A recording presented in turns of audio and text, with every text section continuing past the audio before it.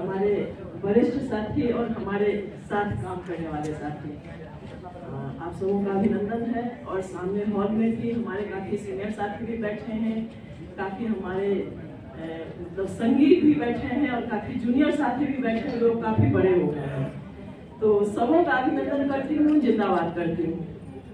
साथियों, जो मेरी बातचीत हुई थी इस पूरे प्रोग्राम को लेके और जो इन्होंने अभी सवाल रखा, उसमें मुख्य रूप से ये बात होनी थी कि जो लैंगिक हिंसा है विभिन्न प्रकार की, उन्हें एड्रेस करने के लिए सरकार ने विभिन्न प्रकार की व्यवस्थाएं बनाई। वो व्यवस्थाएं सही मायने में उन मामलों को एड्रेस कर पाती हैं? क्या वैसी महिलाओं को वह सहयोग, वह सहायता मिल पाती है? तो मुख्य रूप से इस विषय पर बातचीत को रखना था।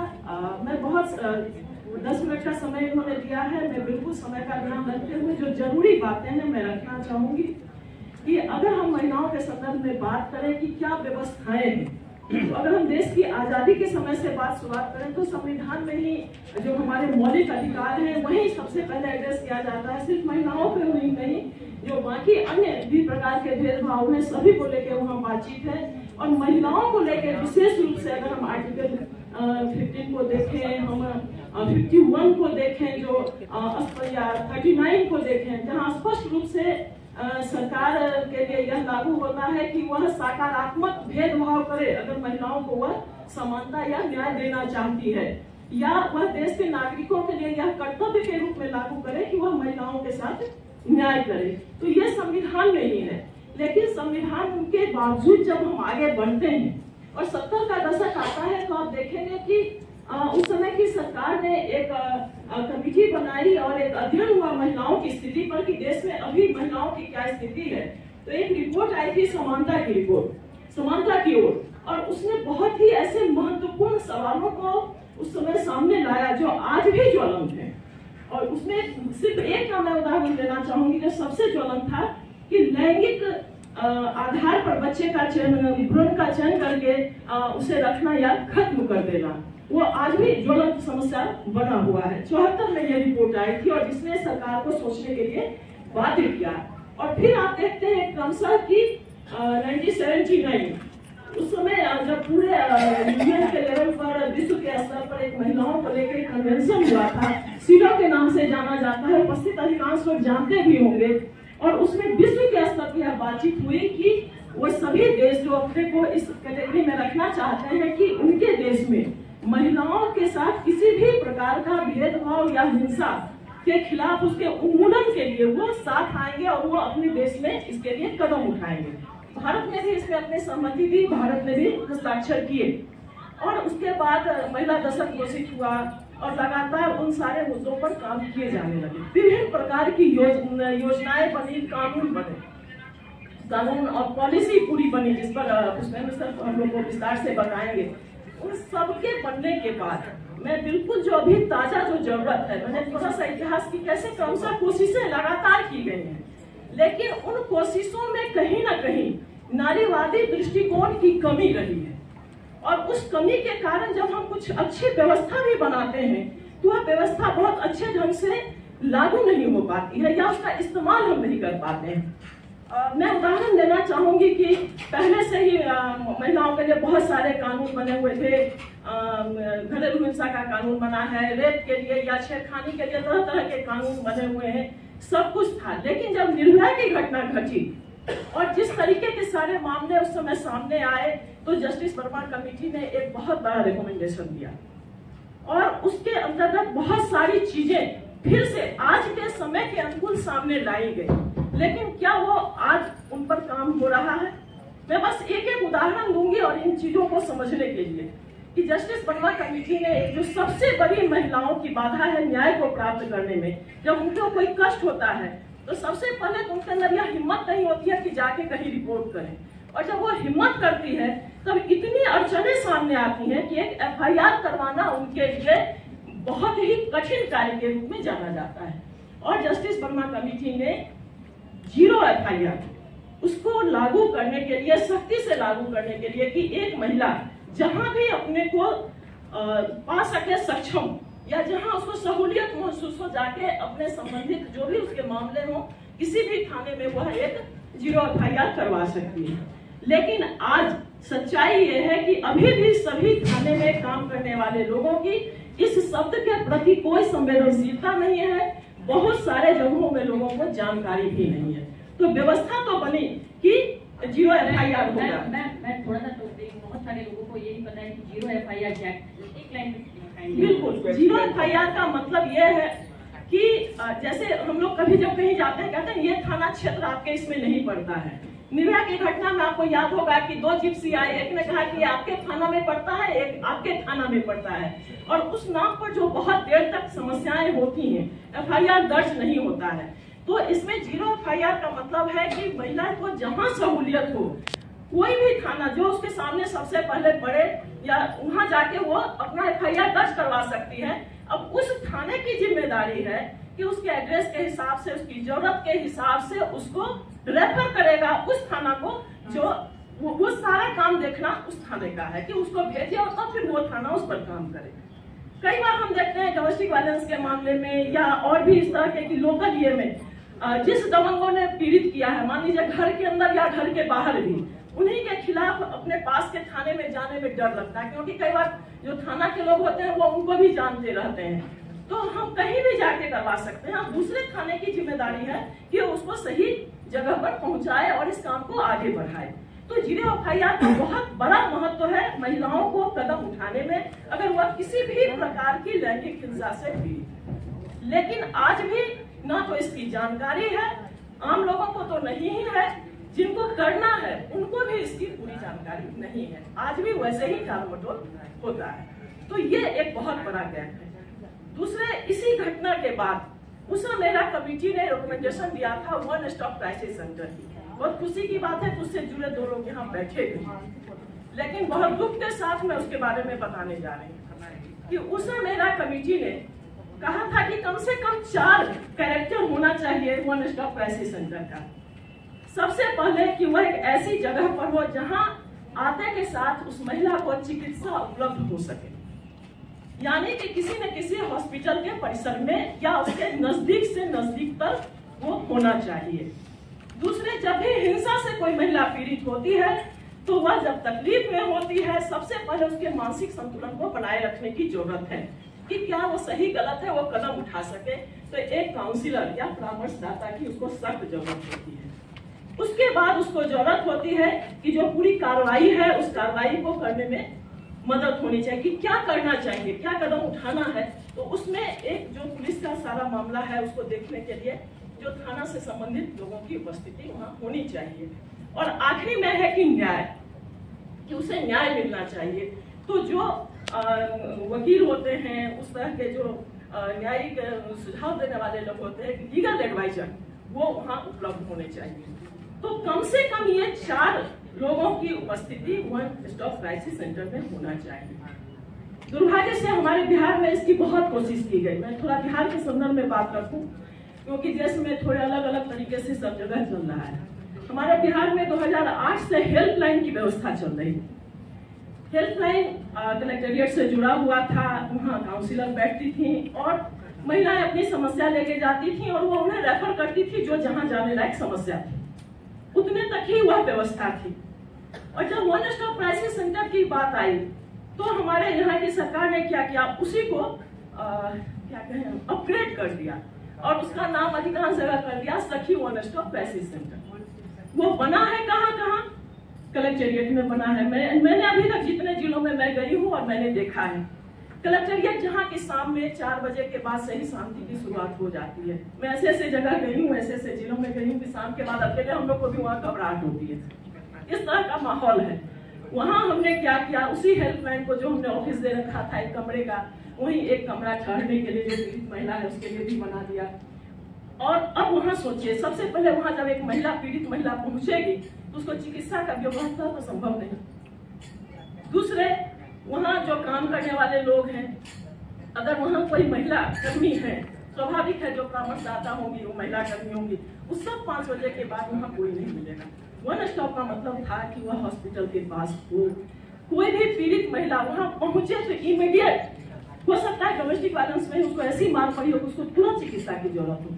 अगर रेप की पीड़िता है, क्योंकि निर्भया के बाद बनी थी तो उसको प्राथमिकता दी गई थी कि उसको तुरंत वहाँ उसकी जांच हो सके।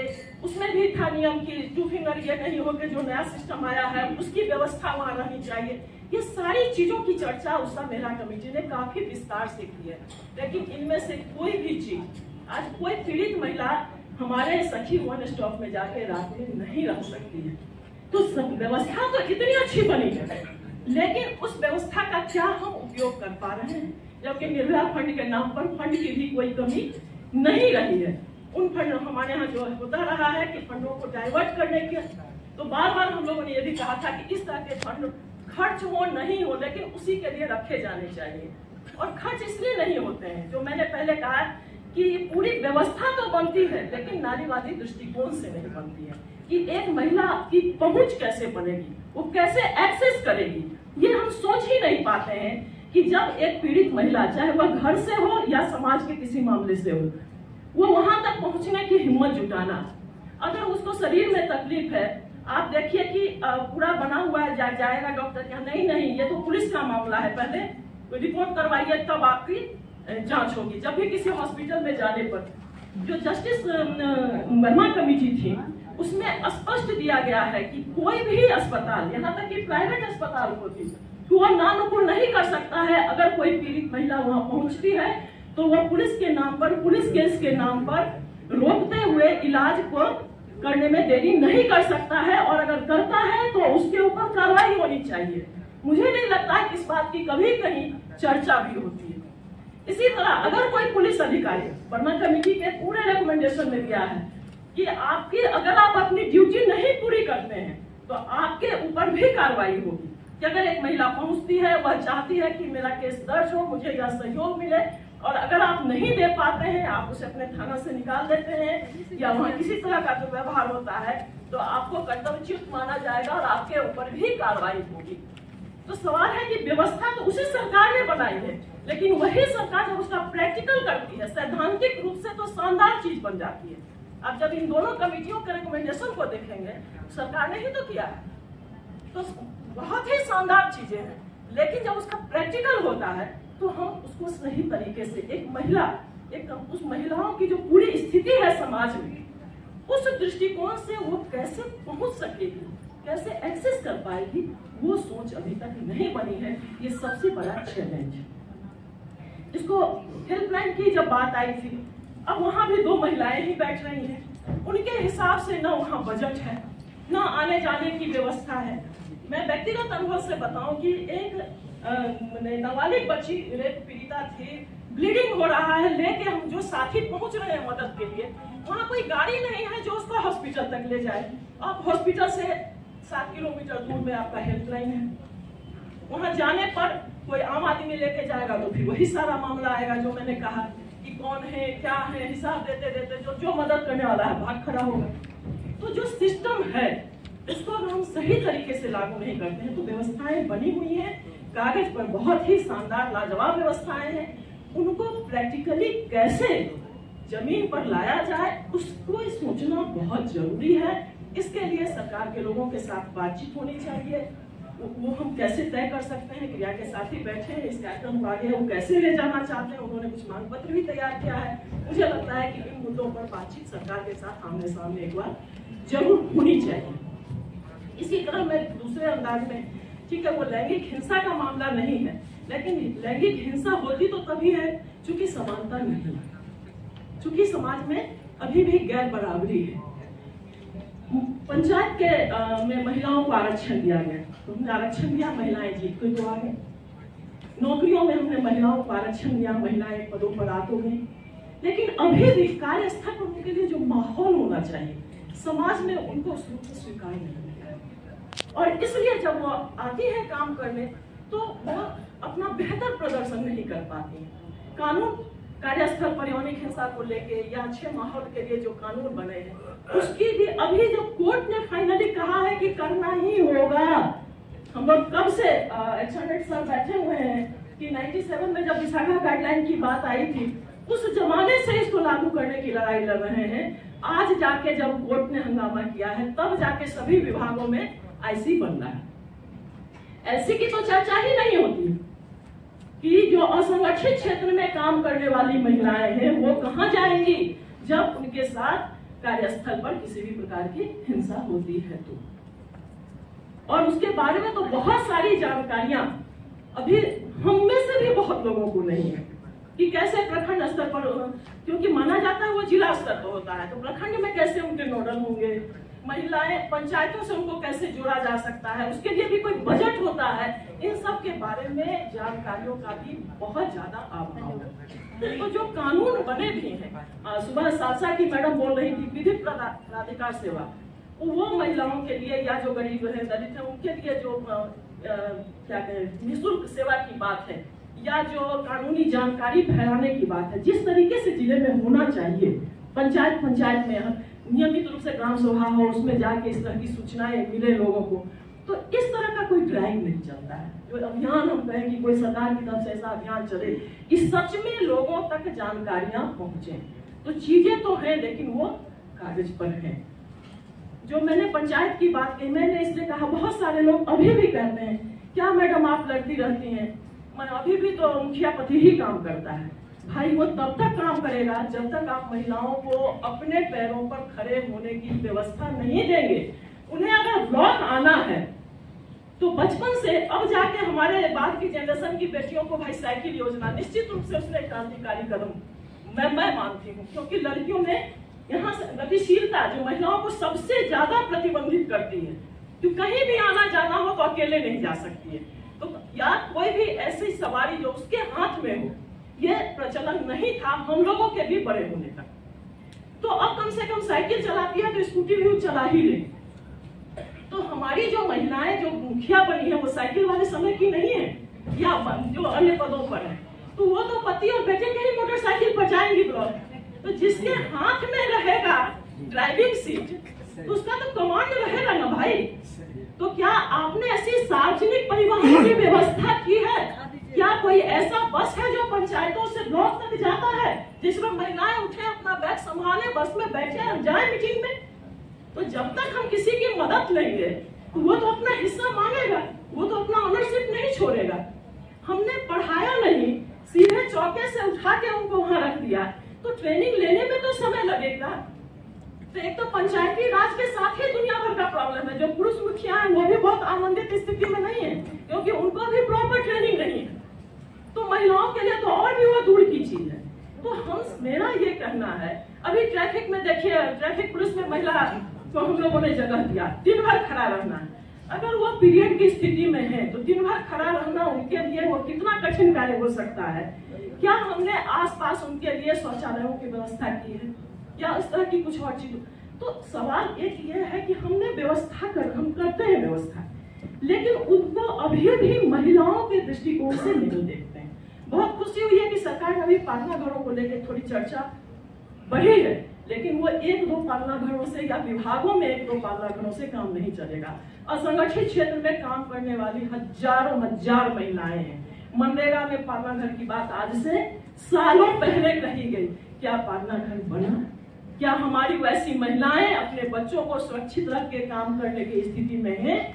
और आखिरी बात मैं कहूंगी, क्योंकि बातें बहुत हैं जो मन में आने लगती है, तो लगता है कितनी बातें आप सबसे साझा करूं, लेकिन एक आखिरी बात, जब तक घरों के अंदर गैर बराबरी रहेगी बाहर भी यह गैर बराबरी बनी रहेगी। ये बहुत ही महत्वपूर्ण चीज है, इसको इसलिए समझना जरूरी है कि हम सब चाहते हैं कि महिलाएं बाहर निकले, पैसा कमाने, अपनी स्वतंत्रता के लिए नहीं। ये घर भी चाहता है 10 से 5 की नौकरी करें, सुबह भी घर की पूरी ड्यूटी, शाम के बाद भी घर की पूरी ड्यूटी, और पैसा लाके चुपचाप दे दें। अभी बहुत सारे क्षेत्र में महिलाएं काम कर रही हैं। एक लैंगिक हिंसा का एक बहुत बड़ा रूप है कि उनका अपने वेतन पर अपना अधिकार नहीं है।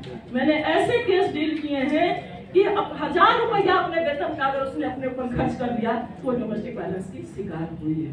वो स्कूल जाएगी या ऑफिस जाएगी, कैसे जाएगी, किससे बात करेगी, कैसे रहेगी, यह तय करता है उसका परिवार। और ये तो छोटी मोटी नौकरियों की बात है, तो लोग कहेंगे अरे छोटे लोगों की छोटी बात। कंप्यूटर साइंस पढ़ने वाली बेटियां, अब ये राष्ट्रीय न्यूज है, आप कहीं खोज के देख सकते हैं कि जब ये कोविड में ऑनलाइन चल रही थी नौकरी तो सब ठीक ठाक था, और अभी जैसे ही कंपनियों ने ऑफलाइन में बुलाना शुरू किया है, सैकड़ों की संख्या में लड़कियों ने, महिलाओं ने नौकरियां छोड़ी हैं, क्योंकि परिवार और नौकरी का बैलेंस नहीं बन पा रहा है। यह एक बहुत बड़ा चैलेंज है।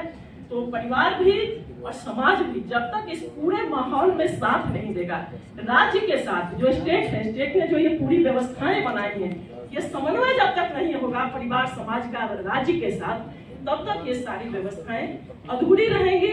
जो हमारा दृष्टिकोण है, और इसमें भी अगर हम सिर्फ महिलाओं की बात को एक आखिरी ये जोड़ते हुए कि एक हम कहते हैं इंटरसेक्शनलिटी, मतलब एक महिला है लेकिन अगर वो विकलांग है, लेकिन अगर वो दलित है, अगर वो गरीब है, इस तरह के और अन्य कैटेगरी बहुत सारी है कि जैसे जैसे सेक्शन बढ़ता है उनके ऊपर हिंसा के मामले और भी कठिन और दुरूह हो जाते हैं।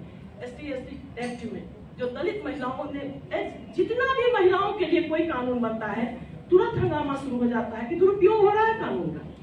302, 307 का दुरुपयोग नहीं होता है।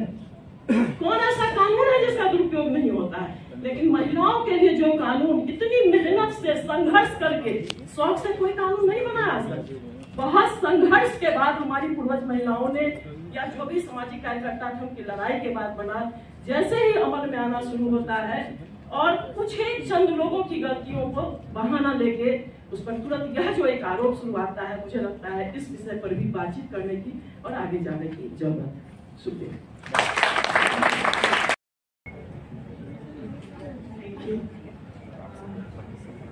लगभग सभी लोगों का जो बात अभी तक हुआ है मंच पर अभी भी जो है और सुबह में भी थे, काफी अनुभवी लोग हैं और हमारे सभा में भी अनुभवी लोग बैठे हुए हैं जिनको जो विकलांगता के बारे में बहुत अच्छे से समझते हैं, जानते हैं और साथ में रहते हैं। तो ये बताने की जरूरत नहीं कि विकलांगता क्या है और इसकी चुनौतियों के बारे में थोड़ा सा बस बताएंगे, क्योंकि चुनौतियों से सब लोग आए दिन झेल रहे हैं। जो साथ रहते वो भी समझने लगे हैं कि वो क्या चुनौती है।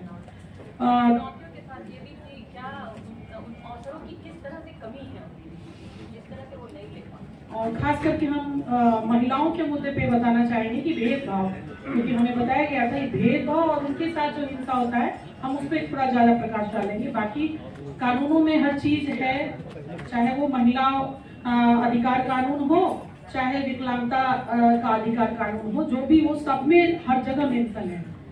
लेकिन हमारे साथ जो लड़कियों के साथ हिंसा की बात करते हैं, विकलांग लड़कियों के साथ, अभी तो गैर विकलांग लड़कियों की इतनी सारी बातें हो गई, जेल की बातें हो गई, उसके बाद जात की बात आती है, उनके कास्ट को लेकर के हाईलाइट किया जाता है।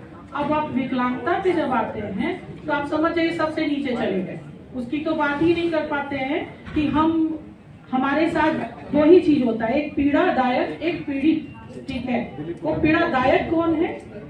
जब बच्चा गर्भ में होता है और वो लड़की होती है, उसका जब गर्भपात कराया जाता है, तब क्या उस बच्चे का हिम्मत होता है कि हम बोले कि रुको, ये तो बोल नहीं सकती है क्योंकि वो लड़की, इसलिए उसका गर्भपात होता है। तो उसी तरह जब वो लड़की अगर जन्म ले लेगी और वो विकलांग होती है तो उसका तो मुंह ही बंद होता है। जब वो बड़ी होती है धीरे धीरे वो ये समझ जाती है कि हम ऐसे ही हैं और हमको ऐसे ही जीना है। जैसे एक तोते को पिंजरे में रख के उड़ नहीं पाएगा, वही सिस्टम होता है। लेकिन बाय द वे कभी वो लड़की अगर विकलांग नहीं होती और वो बाद में विकलांग हो जाती है, तब उसका दर्द और ज्यादा बढ़ जाता है और वहां से भी उसके साथ भेदभाव शुरू होता है। हमने यह भी देखा है, कुछ ऐसे उदाहरण भी है हमारे पास, जो मैके में सही रह गई हो तो ससुराल में जाके वहाँ उसको इतनी पीड़ा हुई है कि उसके बाद मैके ने भी साथ छोड़ दिया। ठीक है, तो ये व्यवस्था है भेदभाव का। और रह गया बात जेंडर विकलांगता के ऊपर, तो हम आपको बता दें कि पहले से काफी बदलाव आया है। चाहे वो उनके उपकरण देने की बात हो, क्योंकि ठीक है हम डंडा लेके चलते, बिना डंडे के तो यहाँ तक आ भी नहीं पाते, तो सरकार ये काम बखूबी कर रही है। ठीक है, इसमें कोई दो मत की बात नहीं है। साइकिल दे रही है, हियरिंग एड्स दे रही है, ठीक है, सर्टिफिकेट भी बनने लगा, ये भी मानते हैं। लेकिन अब उसको लेने के बाद क्या हम घर में बैठे रहे हैं? शिक्षा की स्थिति आपको प्रोफेसर साहब जो सर थे उन्होंने बता दिया कि ये स्थिति है कि पटना जैसा, पटना यूनिवर्सिटी सब जब एक्सेसिबल नहीं है, और आज हम वर्षों से यही आवाज उठा रहे हैं, भाई एक्सेसिबल हो जाए, एक्सेसिबल हो जाए। जो इंसान के लिए आप रैंप नहीं बना सकते, फिर आप उसके लिए ब्रेल में पढ़ाई, ये जो मुकबदिर बच्चे उसके लिए अलग से टीचर रखना, ये आप कहाँ कर रहे हैं? जबकि हमारे कानून में तो बहुत इजी वे में लिखा हुआ है कि एक्सेसिबल होना चाहिए। तो ये यहाँ पे तो भेदभाव है। अब रह गई लड़कियों की बात, जो लड़कियां मुश्किल से बाहर निकल पाती हैं, वो शिक्षा के लिए बिल्कुल हायर एजुकेशन में नहीं जा पाती हैं, क्योंकि उनका ना शौचालय का व्यवस्था होता है, ना ये सारी कोई व्यवस्था ही नहीं मिलती है।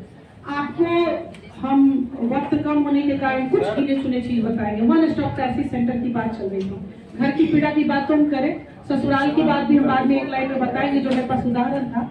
वन स्टॉप क्राइसिस सेंटर की बात जब होती थी, वर्मा कमेटी की बैठक के लिए बैठक जो होती थी, वन स्टॉप क्राइसिस सेंटर बनाया गया, तब विकलांगों की भी बात होती थी। हमने उस मीटिंग को अटेंड किया, लेकिन आज के डेट में जब गैर विकलांग लड़कियों के लिए वहाँ व्यवस्था नहीं, तो विकलांगों के लिए आप क्या ठाक करेंगे? कुछ नहीं है। आप पुलिस की बात करते हैं, पुलिस के पास जाने के बाद वही हम बताए, एक लड़की पिट गई ससुराल में, मुझे कॉल आया, 2 बच्चे थे। जब हमने उसको हेल्प के लिए थाना में कॉल किया, वो लड़की हिम्मत करके, इस परिस्थिति में कोई थाना जा नहीं पाता है, लेकिन जो लड़की चली जाती है वो तो घर से जाती है, समाज से जाती है, जब थाना जाती है तो थाना में उसको ये कहा जाता है पति पिटा है ना, अरे ये तो सबके साथ होता है, तुम्हारे साथ हुआ तो क्या हुआ? हाँ, सही और उसका वो चेहरा देख के, पिटा हुआ चेहरा पानी चढ़ते हुए देख के मुझे गुस्सा है। मैंने घर वालों को कॉल किया, घर पे उसे लोगों ने रखा, काफी दिन रखा, महीने 2 महीने रखा, लेकिन उसके बाद उसके भाई का ये बात होता है कि हम ये नहीं झेल सकते, उसके किस्मत में वो था, उसको ही लड़ना होगा। अब आप बताइए, वन स्टॉप क्राइसिस सेंटर होता तो काश वहां से केस दर्ज किया जाता, काश हम लोग मदद करते। दूसरी बात बताते हैं, हमारे बुनियाद केंद्र बहुत अच्छा काम हो रहा है, हम आपको पहले बताएं, हियरिंग एड सोच या उपकरण सब कुछ मिल रहा है, काम पहले से काफी बदलाव है। लेकिन मुझे याद आता है 2010 से लेकर 13 के बीच बुनियाद सेंटर के बारे में काफी बैठक होती थी, मौर्या होटल से लेकर हर जगह बैठक होती, बुनियाद केंद्र होगा, वहाँ एक ही छत के नीचे विकलांग लड़की या लड़का भी जिसके साथ समस्या होगा वो वहाँ आएगा, एक ही जगह पे उसको सारी सुविधाएं दी जाएगी, वहाँ वकील भी अवेलेबल होंगे, वहाँ डॉक्टर भी अवेलेबल होंगे। खास करके जैसे वन स्टॉप क्राइसिस सेंटर की बात बाद में आई थी, पहले हम लोगों के लिए ये बुनियाद केंद्र की बात चल रही थी, लेकिन आज ये बुनियाद केंद्र बन तो गया है, लेकिन वहाँ रहने की व्यवस्था उस तरह से नहीं है कि अगर किसी लड़की के साथ, अभी जो हमने आपको घटना बताया, घटना हो जाए तो उस लड़की को लाके वहाँ 2 दिन के लिए भी रखे कि रुको 2 दिन में तुम्हारा ट्रीटमेंट करा के हम हेल्प करें। हम सोशल वर्कर भी निहत्थे हो जाते हैं उस समय, ठीक है। तो ये समस्या हमारे व्यवस्था में। दूसरी चीज बताएंगे आपको, जैसे कि जो लड़कियां मानसिक मंद हैं, आप ये रेप की बात हो रही थी, आम बातें हैं, छेड़खानी हो गया, रेप भी हो गया, आप लेके चल भी जाइए कोर्ट, ठीक है। आपका पटना का कोर्ट, सिविल कोर्ट हम बता रहे हैं, अभी विधिक प्राधिकार की जो मैम थी, आई थी, हम वो रहती तो हम बताते कि मेरे तरफ से एक आग्रह है सब विकलांगजनों की ओर से कि एक तो दर्ज कर ही लिया जाए कि कम से कम सिविल कोर्ट में रैंप और विकलांगों को पहुंचने लायक बना दिया जाए। रैंप बना है, लेकिन आपको वहां के अंदर आपको जाने नहीं दिया जाएगा। हाँ, और बहुत मशक्कत के वहां के वकील लोग बोलते हैं मैडम आप लोग आवाज उठाइए। अब हमको ये लगता है कि अगर आप किसी भी तरह से पीड़ित हैं तो आप कोर्ट में नहीं जा सकते हैं, तो बताइए, थाना जा नहीं सकते, कोर्ट जा नहीं सकते, विभाग में व्यवस्था नहीं है, घर में लोग कहे कि तुम्हारी किस्मत में यही है, तो लड़कियों की स्थिति क्या हो सकती है ये आप खुद भी समझ सकते हैं, इसे बताने की जरूरत है, लेकिन कानून में सब है, आप कर सकते हैं, जाइएगा तब तो करिएगा। तो ये है, रक्षा गृह है, तो देखिए व्यवस्था तो है, जिसके पास कुछ नहीं है रहने के लिए बहुत कुछ है, लेकिन मेरा कहना है कि जो अगर लड़की भूली भटकी पाई गई, प्रमिला दी है सामने, बहुत पहले हम ये केस को झेले थे लगता है 11-12 में, लेकिन उसके बाद भी आज भी वही दशा हम देखते हैं कि अगर कोई लड़की पाई गई और वो मुखबधिर है या वो मानसिक मंद है, जो भी है, आप उसको ले जाके बाल रक्षा गृह में रखिएगा, वहाँ अलग अलग किस्म के भी लोग मिलेंगे, आपको स्पेशल ट्रीटमेंट वहाँ कुछ नहीं है डिसेबल लोगों के लिए कि आपको उस तरह की व्यवस्था दी जाएगी। अगर वो लड़की 18 से ऊपर होती है उसी को फिर रक्षा गृह में डाला जाएगा। अब ये बताइए, कुछ लड़की क्राइम करके आ जाए, कुछ विदाउट क्राइम के आए, और कुछ लड़की बस भूली भटकी होने के कारण वहां जाए, जो कि बचपन से रही हो बाल रक्षा गृह में, बाद में वहां जाए, उसकी मानसिक स्थिति क्या होगी। और तीसरा प्रेशर उसका ये है कि अगर उसका उम्र 25, 30, 32 हो रहा हो तो उसका जीवन कहाँ जाएगा, वो तो सही में पागल हो जाएगी, नहीं हुई तो हो जाएगी। मेरी बात कई बार सामाजिक सुरक्षा के आला अधिकारियों से पहले हुई थी कि चूंकि हम लोग अनोखा विवाह करके प्रोग्राम किए थे, तो क्या इसको हम लोग बढ़ाया जाए। और अभी भी कई लोगों से बात होती है व्यवहारिकता के रूप में, इसको कैसे किया जाए कि जब लड़कियां बड़ी हो रही हैं तो और वो कुछ करने योग्य हो गई हैं, तो उन विकलांग लड़कियों को विवाह करके उनके घर बसाया जाए, उनका काम किया जाए, मतलब वो भी खुश रहे। लेकिन इसके ऊपर कभी सोच बन ही नहीं पा रही है कि उन लड़कियों को निकाला जाए। तो आप उसको बुढ़ापे तक अगर रक्षा गृह में रखेंगे तो सोचिए कितना बड़ा वायलेंस है, वो पागल हो जाएगी पक्का। उसका माइंड वहीं पे फेल हो जाता है कि मेरे साथ अब क्या होगा, क्योंकि वो क्राइम करके नहीं गई है, वो भोली भटकी पाई गई और बचपन में बाल रक्षा गृह में रही, बाद में रक्षा गृह में चली गई, अब तो उसका उम्र वही बढ़ रहा है। तो इस तरह के जगहों पे हमें एक सोच बनाने की जरूरत है और सरकार से भी बात करने की जरूरत है कि ऐसी लड़कियों को हम कैसे उनके भेदभाव से दूर करें और उनको कैसे प्रोटेक्शन के साथ उनके जीवन में उनको खुश करें। अब एक चीज और बताना था, इसका जो हेल्थ को लेकर के काम होता है, विकलांग लड़कियों का प्रेगनेंसी का मैटर, ठीक है, हम तो बाकी स्वास्थ्य को छोड़ दे रहे हैं, वो तो कोरोना में सब लोग जान रहे हैं क्या हुआ होगा। लेकिन एक बहुत बड़ा इशू है विकलांग लड़कियों के साथ में, अगर वो प्रेग्नेंट होती हैं तो आपको बिहार का टॉप हॉस्पिटल अगर पटना का है पीएमसी, तो आपको वहां भी कुछ नहीं मिलेगा, कुछ भी नहीं मिलेगा कि एक विकलांग लड़की कैसे जाके वहां अपना ट्रीटमेंट करा पाएगी। तो क्योंकि वहां तो रसीद ही नहीं कटा सकती, वो बिल ही नहीं कटा पाएगी, उसका काउंटर बना है विकलांग लोगों के लिए, ठीक है, लेकिन वो वहां नहीं जा सकती है। तो इस तरह से आपको हेल्थ में आपको बता दिए, सार्वजनिक स्थल पे बता दिए। एक और बहुत महत्वपूर्ण बात है, लड़कियों के हम लोग कहते हैं कि अपने पैर पे खड़े हो, अपने आत्मनिर्भर बनो। हम पहली दफे इस बार उद्योग मेला में पार्टिसिपेट किए। वैसे हम तो अधिकार की बात करते हैं, अधिकार आधारित कार्य करते हैं, तो हमने चाय का स्टॉल लगाया और उसमें मुख्यमंत्री लड़का ही था और जो अतिबाधित लड़की थी वही चाय बना रही थी, वही लोग काम कर रहे थे।